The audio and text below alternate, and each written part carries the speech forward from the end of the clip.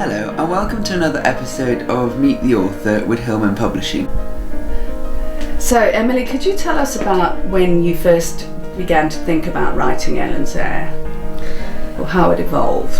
Yes, I began working on it after my brother and sister-in-law gave me a book, a Bloomsbury publication about children's writers.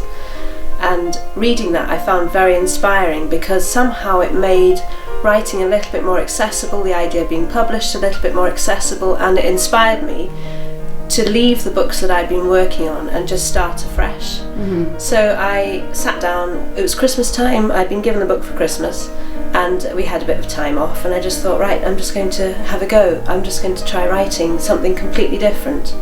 And the idea of writing a book about our local area and about some of the history of our local area was what came to mind. So I sat down, just wrote, and then I sent what I'd done to my brother and I said, what do you think of this? Do you think that there's any mileage in it? Do you think I should keep pursuing it? And he wrote back very encouragingly and said, yep, keep going with it, this is good. And so that was it then, that was the inspiration to get going. I then left it for a while. It didn't happen that quickly, and it was meeting Hillman Publishers that inspired me to get on with actually being quite serious and diligent about writing, and also giving me a structure of how to go about writing and how to keep working, and the encouragement that they gave me as well. So it was from that really.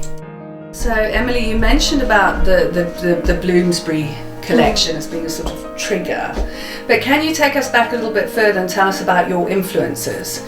And did you have any of them in mind when you began to write, or were you aware of their presence somehow in your writing? Yes, I don't think I was so much, but now when I look at what I've written, yes, I realise the influences that of the books I read, particularly as a teenager. Mm-hmm. And I think because I've written with teenagers in mind, I think it's quite interesting that I've drawn from the things that I enjoyed as a teenager myself. As a 12-year-old, my mother gave me a collection of 4 Daphne du Maurier books, and that was it for me. I became an avid Daphne du Maurier fan. When we holidayed in Cornwall as children or as teenagers, I made sure that the family visited absolutely every significant site that she'd written about. And it was her way of writing about British countryside, the history. I think that's probably a very strong influence on me. And the sort of sense of adventure that she's written for adults, but as a teenager I loved her books. And there's a sense of adventure about the way she writes. Her language is fantastic, her characters are amazing.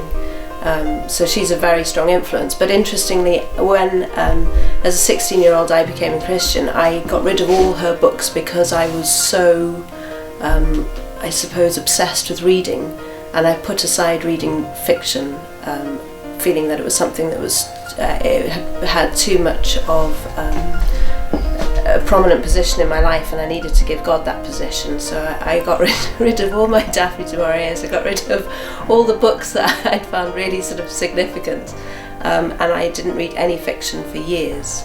But then when I was when we moved up here actually in 2007, I felt that it was okay to start reading fiction again, and I went back to some significant Christian fiction that I'd read when I first became a Christian, and was quite inspired by the God story in them, and how fiction can tell a story in a lovely way that brings people close to God. And that was my experience when I first became a Christian and read Christian literature. It was like, this is amazing in how it can communicate and bring people close to God. And my reading of The Robe by Lloyd C. Douglas, that I felt like I'd entered into this whole new understanding of who Christ is through the fiction, through the writing.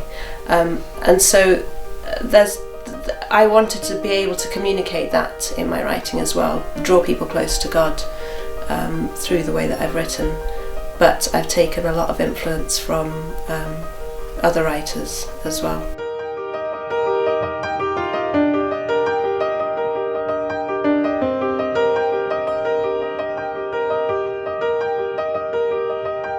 you.